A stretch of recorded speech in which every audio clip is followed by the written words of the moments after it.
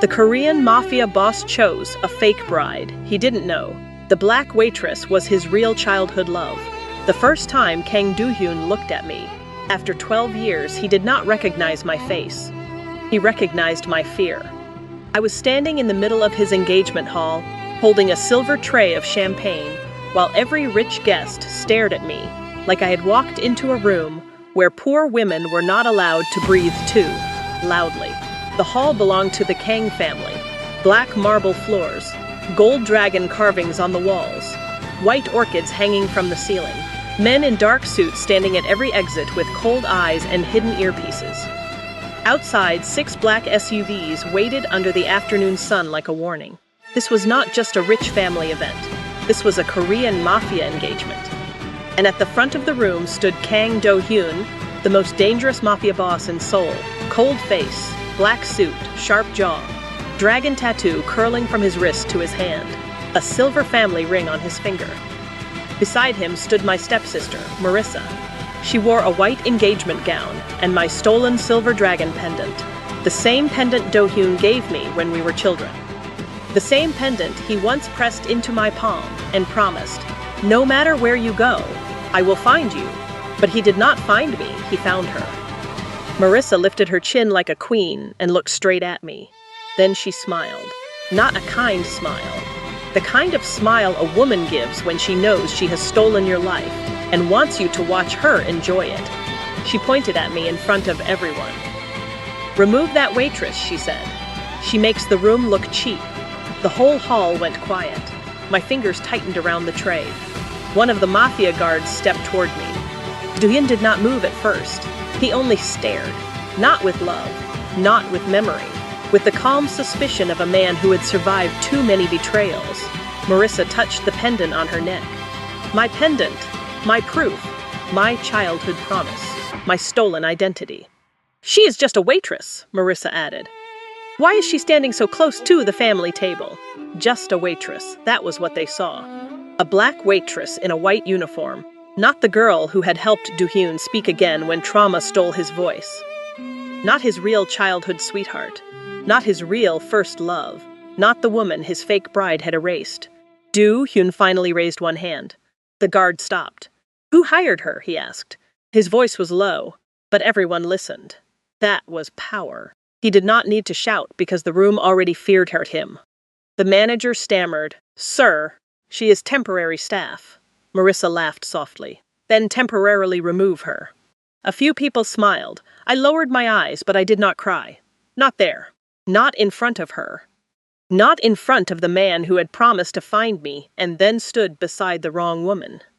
Before the guard could touch me, one of the elders approached Do-hyun with a black folder. "Chairman Park is waiting for your signature," he said. The contract opened on the table. I saw the 3rd page. One clause, one trap, and even with my heart breaking, I knew I could not stay silent. Because the boy I once saved was about to be betrayed again. I stepped forward and said, "Don't sign that." Every head turned. Marissa's face went pale. Do-hyun's eyes locked on mine. "What did you say?" he asked. I swallowed. "If you sign that contract, Chairman Park controls the shipment delay, but your family carries all liability. One fake delay, and he can freeze 3 of your clean companies." The room went dead. Chairman Park's smile disappeared. Marissa hissed, "How dare you interrupt him?" But Do-hyun picked up the contract. His eyes moved over the clause. Slowly, his jaw tightened. Then he looked at me again. This time, not like a stranger, like a mystery. And that was how the fake bride's perfect night began to crack. If you have ever been treated like nothing while someone else stole your credit, your love, or your place, stay with me. And subscribe before this story continues, because this is for every woman who stayed quiet long enough to become dangerous. 12 years before Marissa wore my pendant, Kang Do-hyun was not a mafia boss. He was a silent boy behind a locked gate. I met him at St. Mary's Shelter in Busan. I was 10 years old then, a black girl with messy braids, scuffed shoes, and a mouth that moved faster than my fear. People called me Imani Carter. The shelter children called me Annie, because it was easier for them. Do-hyun was 12. His father had just died during a family power struggle. Nobody told me the full story, but children understand pain even when adults hide the details. After his father's death, Do-hyun stopped speaking. Doctors said it was trauma. His mother said grief had locked his voice inside him. His guards called him young master and stood around him like walls. I just called him lonely. Every afternoon, he sat under the same tree behind the shelter. He never joined the other children, never smiled, never answered anyone. So I sat beside him and talked for both of us. I told him about the stray cat that stole fish from the kitchen. I told him which older boys cheated at cards. I told him that if people became stars after death, then maybe his father was the brightest one above Seoul. He did not answer, but he listened. One day, I found him holding a broken toy dragon. One wing had snapped off. He looked so angry at that toy, but I knew he was not really angry at plastic. I sat beside him and said, "A dragon is still a dragon, even when one wing is broken." He turned his head. I smiled. "And a boy is still a boy, even when he forgets how to talk." His eyes narrowed, then he whispered one word, "Annoying." I gasped so loudly his guard almost jumped. "You spoke!" I shouted. "You called me annoying. That counts. I healed you." He looked horrified that his own voice had betrayed him. I laughed until my stomach hurt. After that, he spoke only to me, one word first, then two, then full sentences when no one else was around. His mother cried the first time he called her Mom again. His guards looked at me like I had done something impossible. But I had not done magic. I had simply refused to leave him alone in his silence. The last evening I saw him, he gave me a silver dragon pendant. "It was my father's," he said. "Keep it until I find you." I gave him a red thread bracelet I had made badly with my own hands. "You better find me," I said, "because I'm not easy to replace." His face became serious. "No one can replace you, Annie." I believed him. That was my first mistake. Because years later, my stepsister Marissa found the letters from his mother, found the old shelter photo, found the pendant, and learned everything. She learned his name. She learned my nickname. She learned the promise. Then she stole all of it. By the time I followed her to Seoul, she was already living inside my story. She called herself Annie Carter. She wore my pendant. And Kang Do-hyun, now the feared Korean mafia boss of the Kang family, believed she was the girl who saved him. Marissa always hated being second. She hated that I learned languages faster than her. She hated that teachers praised me. She hated that even when I had nothing, I still carried myself like something inside me could not be bought. But she hated the pendant most. When she stole it, she did not just take jewelry. She took my proof. Then she disappeared into the Kang family's world. I had no money, no family support, and no powerful name. So I took the only path that could get me close. I became a waitress at Jade Dragon, the private restaurant where the Kang family held meetings. Every night, I served men who could destroy lives with one quiet phone call. I learned their habits, who feared Do-hyun, who hated him, who pretended loyalty, who watched Marissa with suspicion. The Korean mafia world looked glamorous from far away, but close up it was a chessboard. Every smile was a move. Every gift had a hook. Every handshake carried a warning. Do-hyun ruled it with terrifying calm. He never shouted. He never rushed. He listened, then decided, and once he decided, even the elders obeyed. That was the man Marissa wanted to marry. Not the broken boy behind the shelter. Not the child who needed a friend, the power, the ring, the black SUVs, the Kang name. And she played the role perfectly. Soft voice, gentle laugh, fake innocence, my pendant resting over her heart like it belonged there. At first, I only wanted my identity back. Then I watched her humiliate servants, threaten maids, lie to Do-hyun's mother, and use my childhood story to climb higher. That was when I understood. Some people do not only steal your place, they become dangerous because they know the truth and still choose the lie. After the engagement contract incident, Do-hyun summoned me to his private office. The room overlooked Seoul. Black glass, dark wood, a dragon crest behind his desk. He stood near the window. "You read contracts," he said. "I read traps." His eyes narrowed slightly. You speak Korean like someone who learned it young. I listened more than people expected. And English legal terms? I studied at night.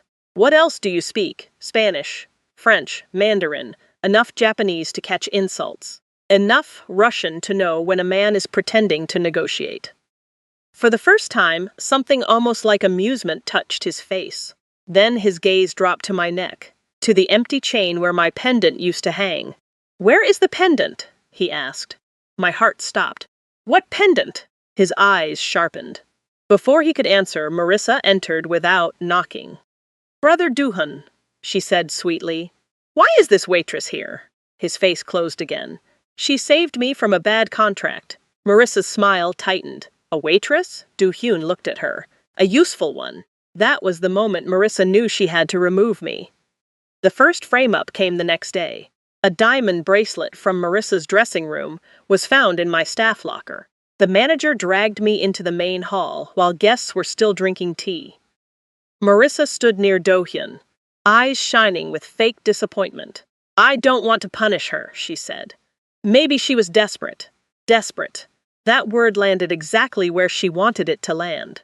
A poor black waitress, a rich fake bride, a stolen bracelet. The story wrote itself. Do-hyun looked at me. "Did you take it?" "No." Marissa sighed softly. "Imani, just admit it. I can forgive you." I looked at her and almost smiled. "Forgive me. For what? For following the thief into the house she entered with my name? For standing too close to the truth?" Do-hyun turned to security. "Show the hallway footage." The guard hesitated. "It was deleted, sir." A murmur moved through the hall. Marissa lowered her eyes, hiding victory. I said, "Check the kitchen camera." Do-hyun looked at me. I continued, "The steel kitchen door reflects the staff hallway. Whoever deleted the main camera forgot about reflections." Marissa's face changed. Not much, but enough. 5 minutes later, the footage played on the wall screen. Everyone watched Marissa's maid open my locker and plant the bracelet inside. The maid collapsed to her knees. Marissa stepped back. "That proves nothing," she said quickly. She acted alone. Do-hyun's voice dropped. "Who paid you?" The maid trembled. "Miss Annie did. She said the waitress was trying to seduce you." The hall erupted. Marissa cried instantly. Perfect tears, perfect timing. "I was scared," she whispered. "You were looking at her strangely." "I thought she wanted to take you from me." A lesser man might have comforted her. Do-hyun did not. He looked at her for a long moment. Then he turned to me. "You may return to work, that was all. No apology, no public correction. No, I believe you. Only permission to keep serving the same people who had just watched me be accused." I bowed and left. But inside, something hardened. Love had made me return to this world. Pain taught me how to survive in it.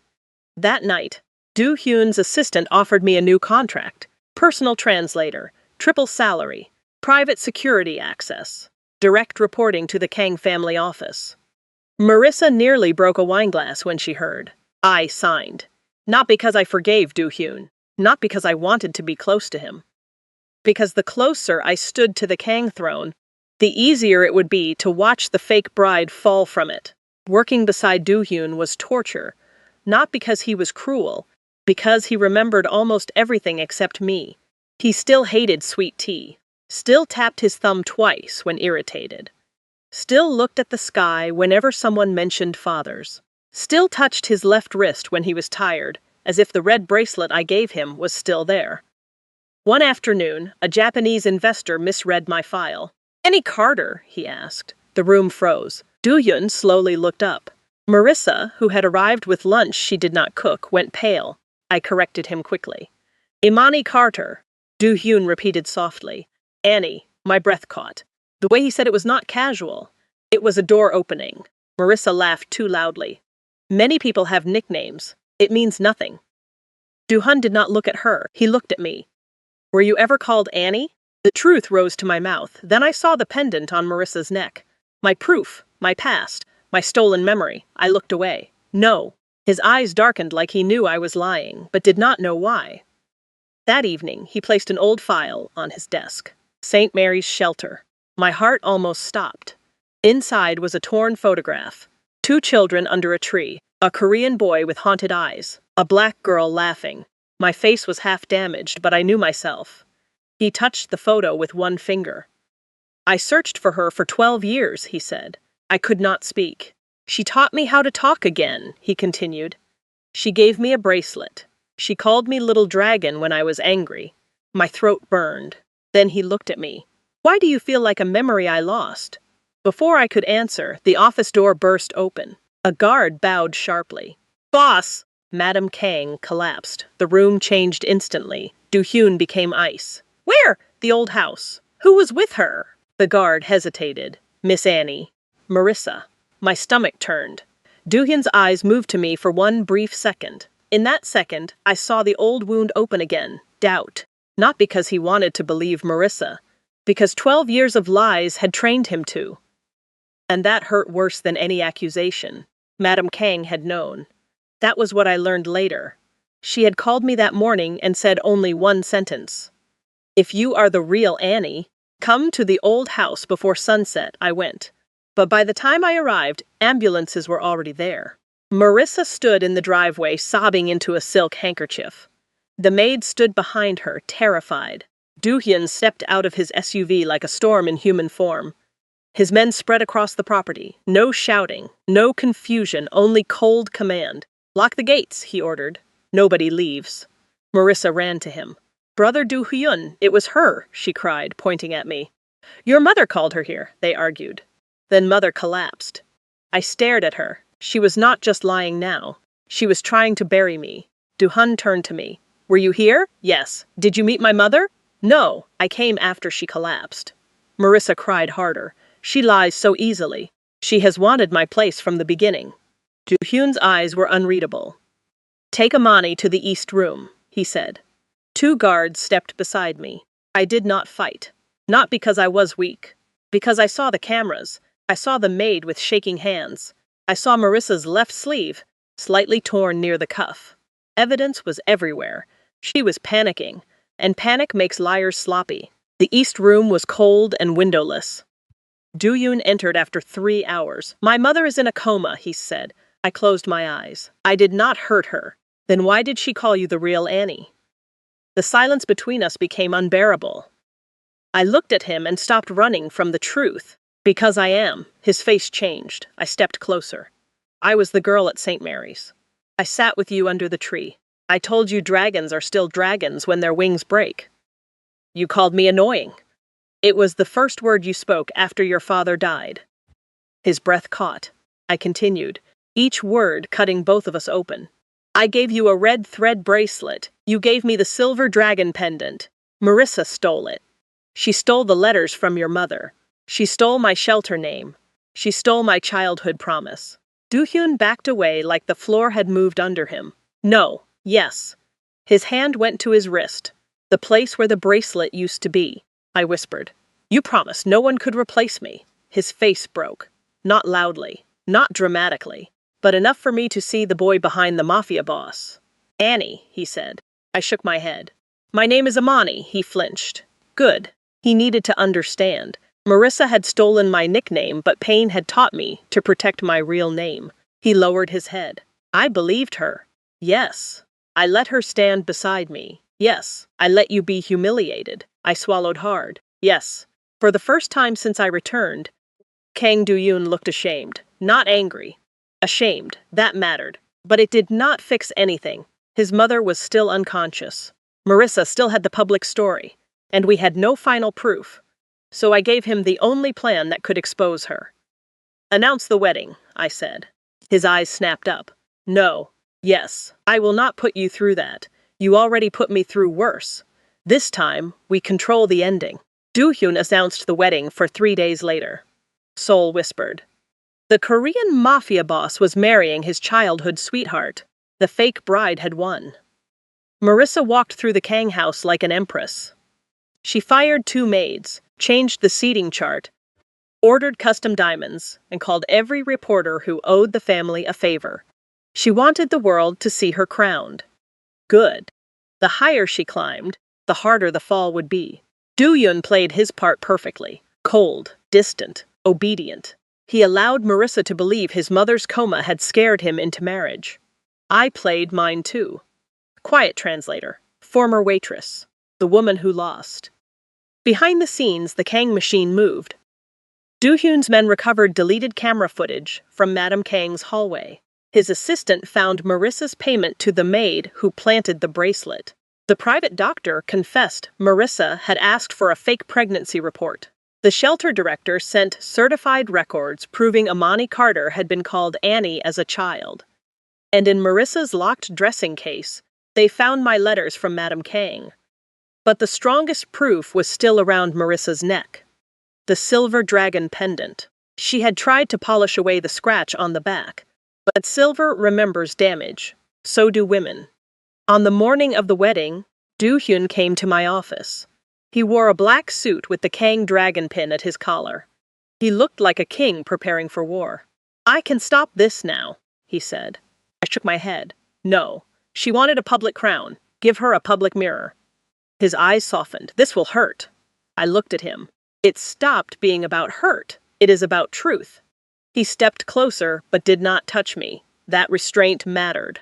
The old Do-hyun would have reached for the memory of me. This one was learning to respect the woman in front of him. "I'm sorry," he said. "Save it for the room that watched me get shamed." He nodded once. Then he left. For the first time, I felt the weight shift. Marissa thought the wedding was her victory. But it was really her trial. And every guest was about to become a witness. The Kang wedding hall was built like a palace. White flowers covered the walls. Gold lights fell over the aisle. The Kang family dragon crest burned on the screen behind the altar. Every Mafia elder came. Every business rival came. Every rich woman who had laughed at me came. Even Chairman Park sat in the front row, pretending he had never tried to trap Do-hyun with a contract. Marissa entered, wearing a gown so long 2 assistants carried the train. My pendant rested against her chest. She smiled like a woman who believed lies became truth if enough powerful people clapped. Do-hyun waited at the altar. His face was calm. Too calm. I stood near the side entrance in a simple black dress, no apron, no tray, no lowered head. Marissa saw me and almost stumbled. Then she smiled. She thought I had come to watch her win. The officiant began. He spoke of fate, childhood love, lost promises, 2 hearts finding each other again. Every word made the lie uglier. Then he asked if anyone objected. Marissa looked at me, daring me to speak. I did not. Madam Kang did. Her voice filled the hall. "I object." Every head turned. Madam Kang stood at the back entrance, pale but alive, supported by a nurse and flanked by Kang guards. Marissa's face turned white. "Mother," Do-hyun said softly. Madam Kang lifted one hand. "Not yet, son." Then she looked at Marissa. Let the bride explain why she stood in my room and begged me not to tell my son that the waitress was the real Annie. The hall exploded in whispers. Marissa shook her head. "She is confused. She just woke from a coma." The screen behind the altar turned on. Footage appeared. Madam Kang's sitting room. Marissa standing too close. Marissa's voice, sharp and desperate. "If you tell Do-hyun I'm not Annie, I lose everything." The room went silent. Then another clip played. Marissa paying the maid.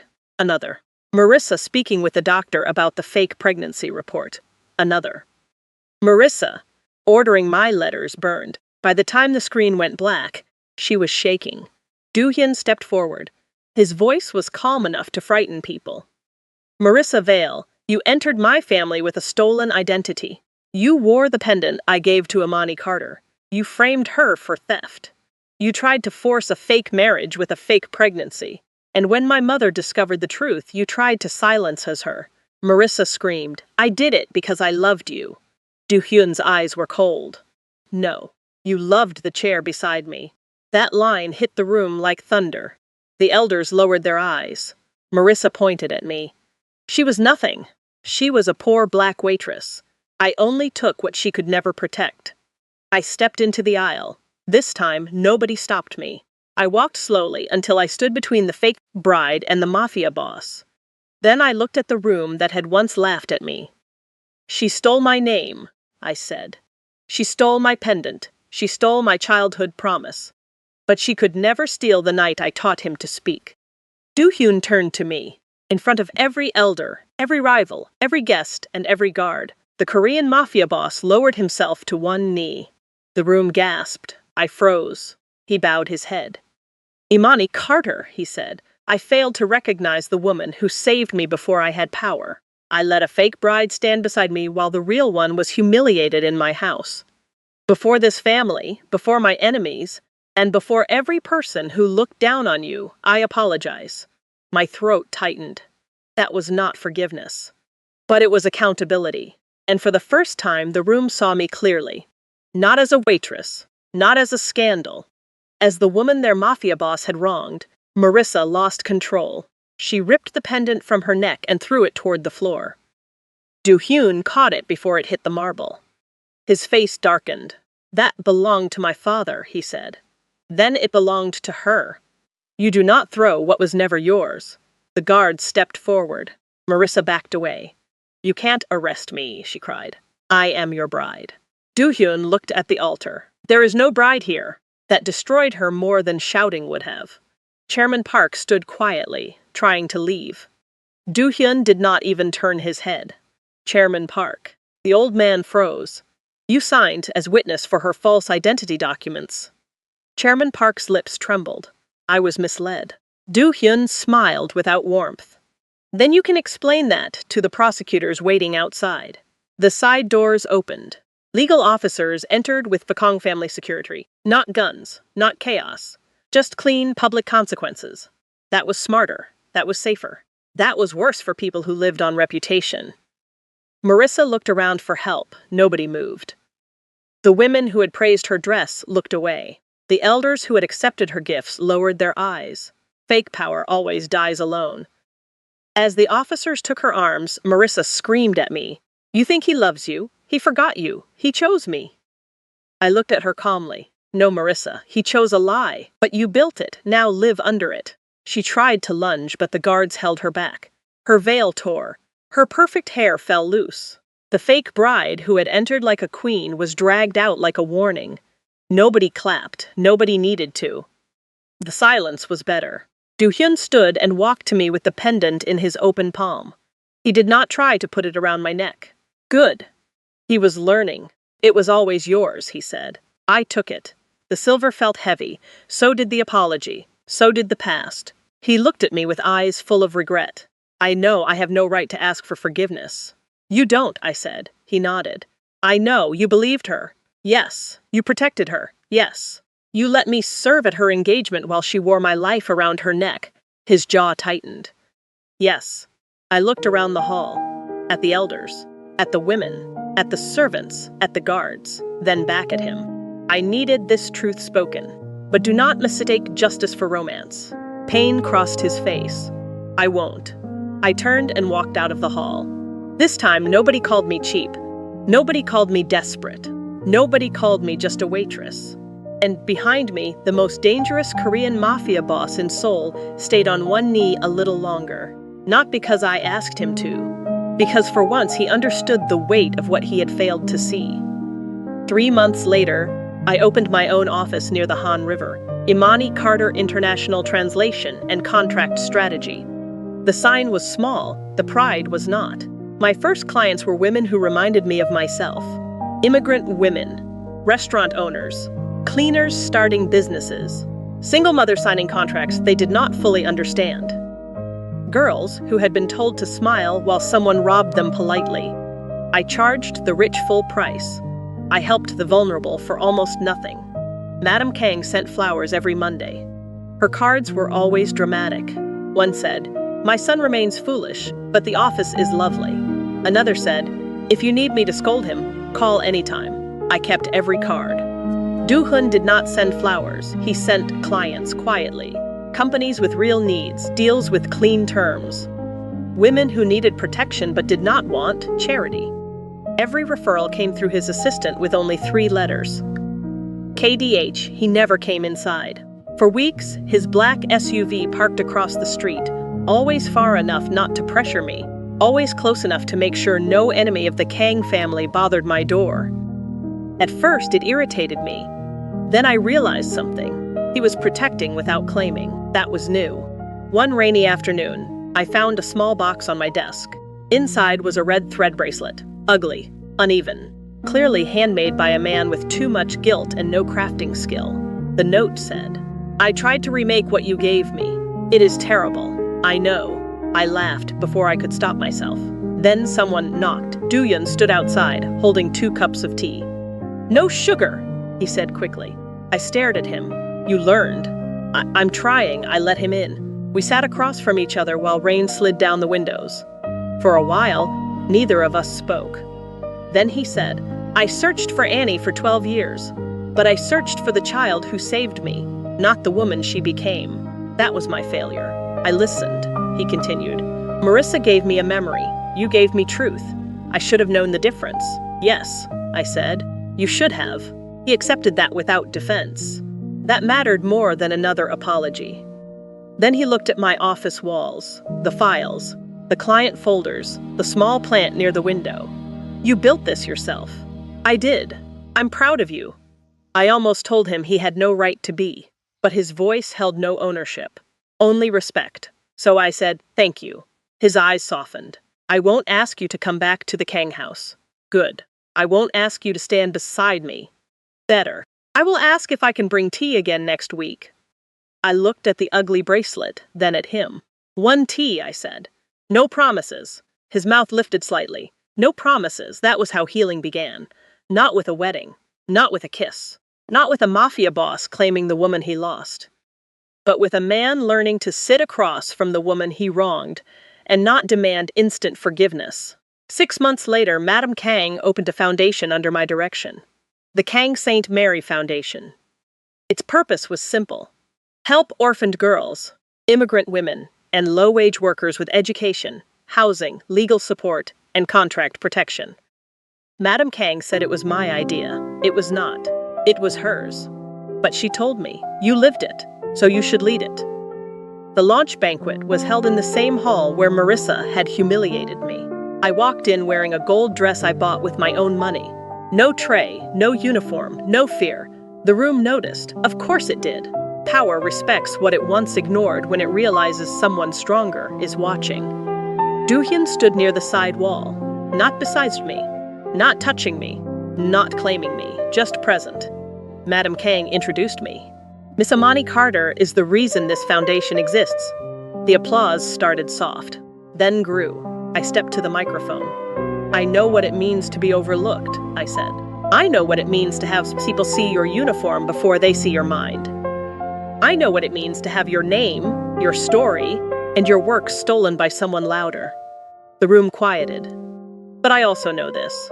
A stolen identity does not erase the real woman. A fake bride does not become real because powerful people clap for her. And a waitress does not become valuable only when a mafia boss finally recognizes her. Do-hyun lowered his eyes. "Good. The truth was not meant to comfort him. It was meant to free me," I continued. "This foundation is for every woman told she should be grateful for crumbs. Every girl told she was lucky to be tolerated. Every worker called replaceable by people who could not last one day in her shoes." The applause came louder this time, realer. After the speech, Chairman Park approached me. He bowed so low I almost felt sorry for his back. "Miss Carter," he said, "I hope there is no bad blood." I smiled. "There is memory, Chairman Park. That is worse." His face tightened. Do-hyun heard it and turned away to hide a smile. That evening, on the balcony, he handed me a key. "What is this?" "The old St. Mary's building in Busan," he said. "I bought it." I stared at him. He added quickly, "Not for the Kang family. For the foundation, in your name. You decide what happens to it." My throat tightened. That was the difference. The old Do-hyun would have given me something and expected gratitude. This Do-hyun gave me power and expected nothing. I closed my hand around the key. "Thank you." He nodded. Then he said softly, "No matter where you go, I will find you." The old promise. I looked at him. "No, Do-hyun. This time you don't find me." His face stilled. "This time," I said, "you walk beside me only if I allow it." He lowered his head. "Then I'll wait until you do." 1 year later, St. Mary's shelter reopened. The broken building became warm again. Cream walls, new beds, a bright kitchen, a rebuilt playground, a legal office for girls who needed help, a language classroom where nobody laughed at accents. Above the entrance hung a silver dragon sign, small, quiet, strong. Madam Kang cried during the ribbon cutting and blamed allergies. Do-hyun stood behind her with a handkerchief ready. I pretended not to notice. After the ceremony, I found a little boy sitting alone under the new tree. He held a toy car with one missing wheel. Everyone said he was shy. I knew silence when I saw it. I sat beside him. "A car is still a car," I said, "even when one wheel is missing." He glanced at me. I smiled. And a boy is still a boy, even when he does not feel like talking. Behind me, Do-hyun stopped walking. The boy stared at the ground for a long time. Then he whispered, "Annoying." My eyes filled. I laughed softly. Do-hyun turned away, pretending to look at the sky, but I saw his shoulders move. Later, when the children were eating cake, he found me near the gate.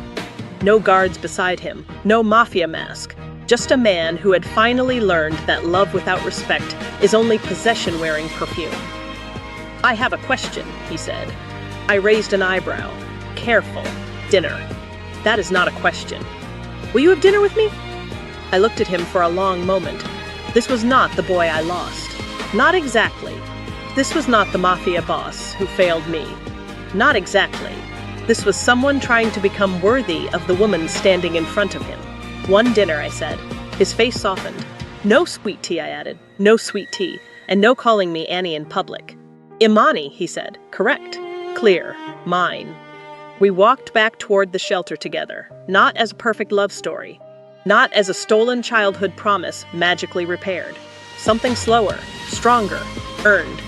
For years, I thought the happy ending was the Korean mafia boss finally choosing me. I was wrong. The real ending was me choosing myself first. I was the black waitress they called cheap. The real childhood sweetheart they tried to erase. The woman whose name was stolen, but whose voice survived. Marissa stole my pendant. She stole my nickname. She stole my place for a while. But she could never steal the truth. Because the truth has a voice. And sooner or later, it speaks loud enough for the whole room to hear.